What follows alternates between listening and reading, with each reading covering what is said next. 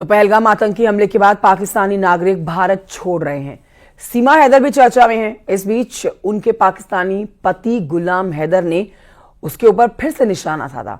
उसने भारत सरकार से अपने 4 बच्चों को पाकिस्तान वापस भेजने और सीमा को जेल में डालने की अपील की है।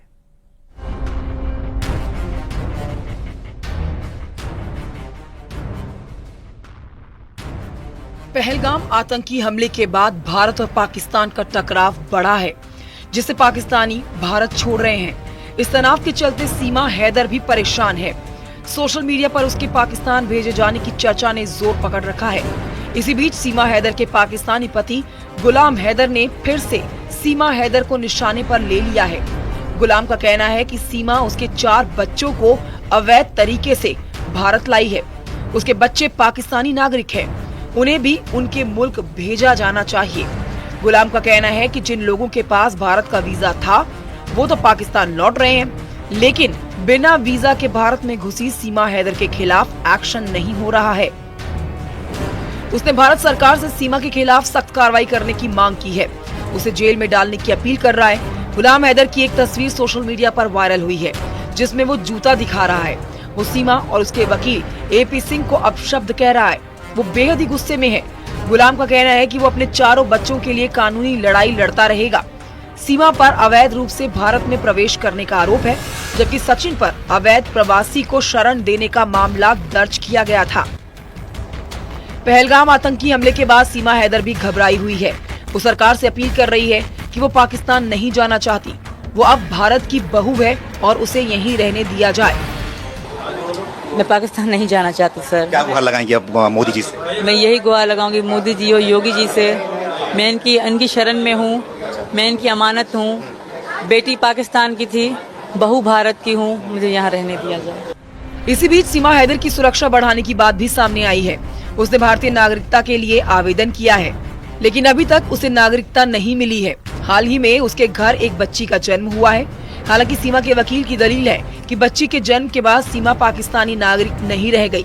महिला की नागरिकता पति के साथ जुड़ी होती है। आपको बता दें, सूत्र यह भी बताते हैं कि सीमा हैदर की सुरक्षा बढ़ाई गई है, यानी वहां पे अब निगरानी रखी जा रही है लोकल यूनिट की तरफ से। इसके अलावा गौतम बुद्ध नगर पुलिस कमिश्नरेट ने जो वहां पर कांस्टेबल की तैनाती थी, उनकी संख्या में भी बढ़ोतरी की है, ऐसे हमारे सोर्सेज बताते हैं। कहना है कि वह गृह मंत्रालय और साथ ही जो एजेंसीज हैं, इंटरनल एजेंसीज, उनसे लगातार टच में है। चाहे फिर ATS की बात हो या IB की बात हो, वो लगातार टच में है और जो तमाम डॉक्यूमेंट्स हैं वो भी उनको दिए जा रहे हैं। और सीमा यहाँ पर रह रही है, इसके बारे में उनको तमाम जो जानकारी चाहिए वो पूरी तरीके से जांच में सहयोग भी कर रहे हैं। रबुपुरे थाने में मुकदमा लिखा गया था साल 2023 के 7वें महीने में, और उसके बाद से ये जांच अभी जारी है। पहलगाम आतंकी हमले के बाद इस वक्त पूरे देश में आक्रोश है, गुस्सा है। पाकिस्तानियों के खिलाफ लोग गुस्सा जाहिर कर रहे हैं। ऐसे में सोशल मीडिया पर सीमा हैदर कुछ लोगों के निशाने पर आ गई है, जो उसे पाकिस्तान भेजने की बात कह रहे हैं। वहीं उसके पाकिस्तानी पति गुलाम हैदर ने उसके खिलाफ फिर से मोर्चाबंदी कर दी है। Bureau report, news 18।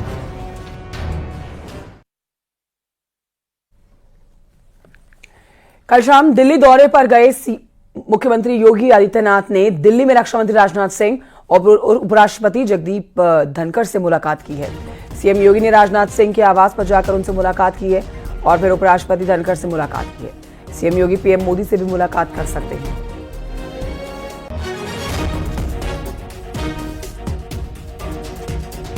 कल 3 जिलों का दौरा करने के बाद मुख्यमंत्री योगी आदित्यनाथ दिल्ली की तरफ कूच कर गए थे। शाम 4 बजे UP आवास में उन्होंने आराम किया और उसके बाद देखिए मुलाकातों का दौर शुरू हुआ। रक्षा मंत्री राजनाथ सिंह के साथ उन्होंने मुलाकात की है। गृह मंत्री अमित शाह के साथ भी उनकी मुलाकात हुई है, लेकिन आज ये कयास लगाए जा रहे हैं कि प्रधानमंत्री नरेंद्र मोदी के साथ वो मुलाकात कर सकते हैं।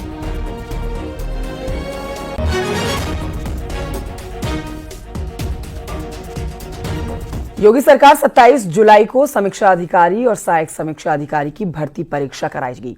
इस पर आपको जानकारी दे देते हैं कि तैयारियां तेज हो गई हैं। राज्य के 75 जिलों के करीब 2000 से ज्यादा सेंटर्स पर परीक्षा का आयोजन होगा और इसमें 10 लाख से ज्यादा अभ्यर्थी हिस्सा लेंगे। CM योगी के निर्देश पर सकुशल परीक्षा संपन्न कराने के लिए पुख्ता इंतजाम किए जा रहे हैं।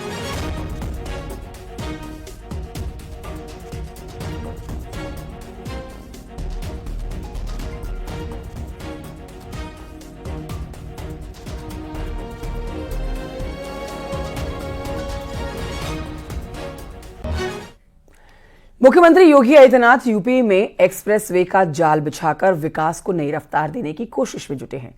अब इसी क्रम में सीएम योगी ने कल 3 जिलों का दौरा किया, गंगा एक्सप्रेसवे के निर्माण कार्यों का जायजा लिया।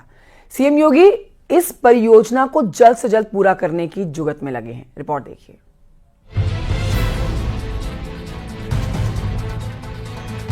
मुख्यमंत्री योगी आदित्यनाथ ने गंगा एक्सप्रेसवे के निर्माण कार्य का निरीक्षण किया।